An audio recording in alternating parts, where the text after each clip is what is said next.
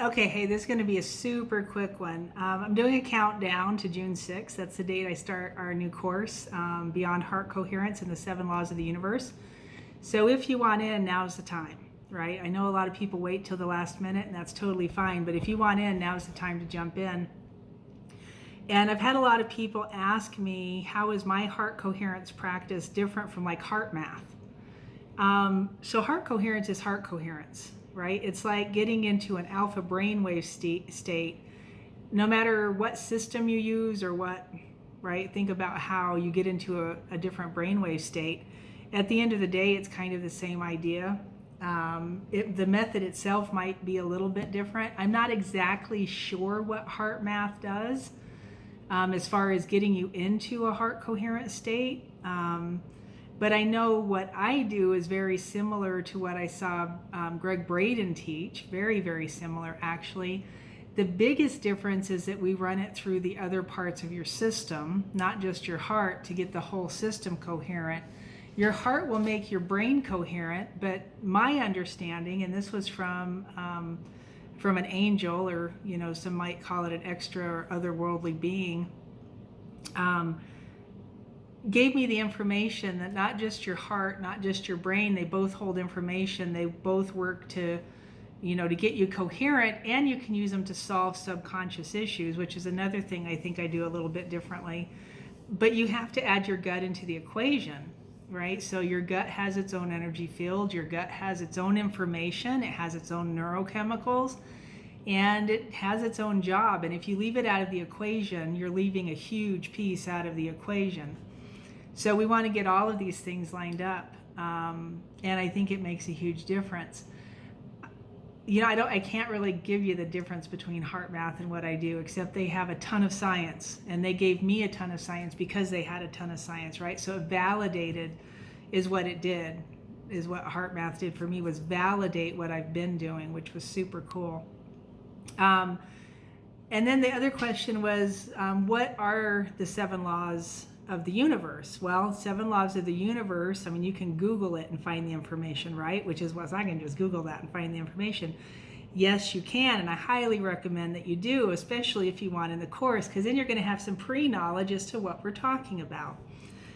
These seven laws of the universe are immutable, right? You cannot walk away from them, and it's kind of like the idea of gravity. And I heard this analogy used once of, think of the idea of like a little family going to the park to play, or going to like a mountain park. That's what I had in my head when I thought about this, was a mountain park to go play. And there's, you drive into the park here, there's a cliff on one side, right? You're up in the mountains.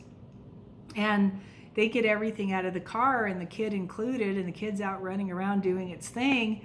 And innocence is not an excuse for the law. Ignorance is not an excuse for the law. And the kid runs to the edge of the cliff, and not knowing that gravity is a law, runs right off the edge. Right? Does he get saved because he had ignorance to the law or innocence to the law? Oh, excuse me. That's the junk I've been battling. My video got taken down the other day when I talked about this. Can you believe that the doctor wouldn't give me medicine for this nastiness I got caught up in my chest, which is actually doing a ton better. So, my video got taken down.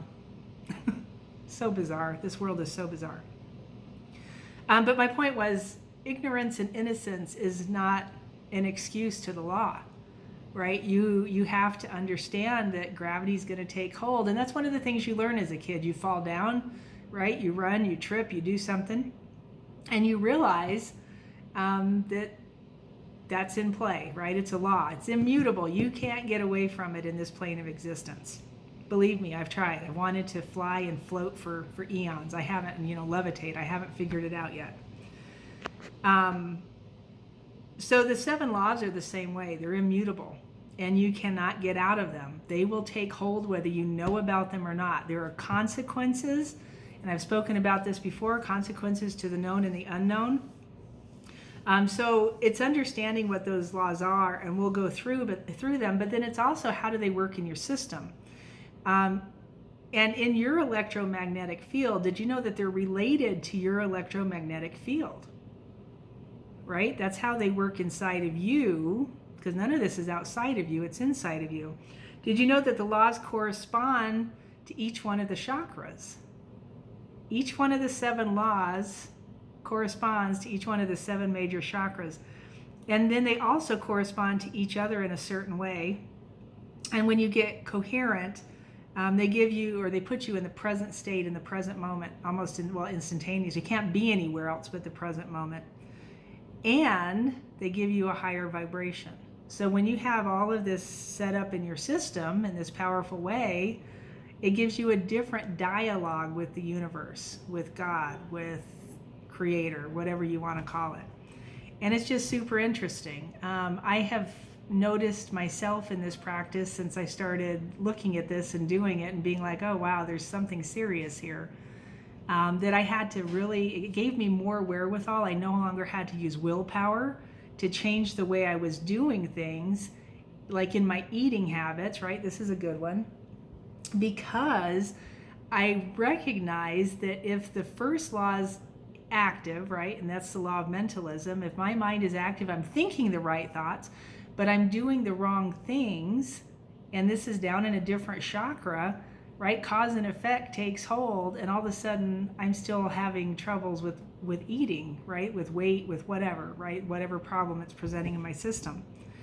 And if you get the two of them correlated, you get them in coherence to each other, and it makes it so much easier to think, oh wow, I'm having this problem here, and if I straighten it out on this level, it changes the whole thing, right? Gives you a different consequence instead of the consequence you were going through. I hope that makes sense. This is already way longer than I want it to be. Excuse my cough, that was kind of gross. I bless you. I thank you for being here.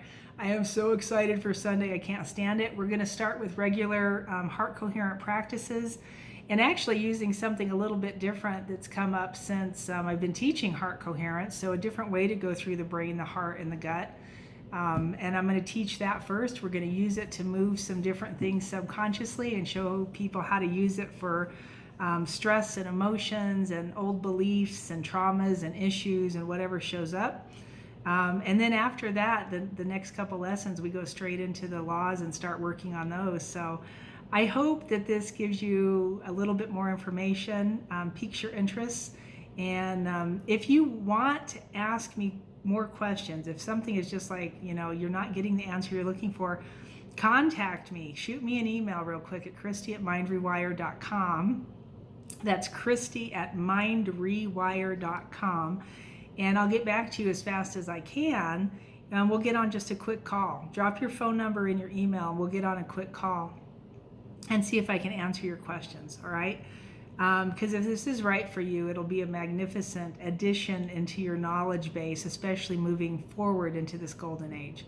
I bless you. I thank you for being here, and I will talk to you soon.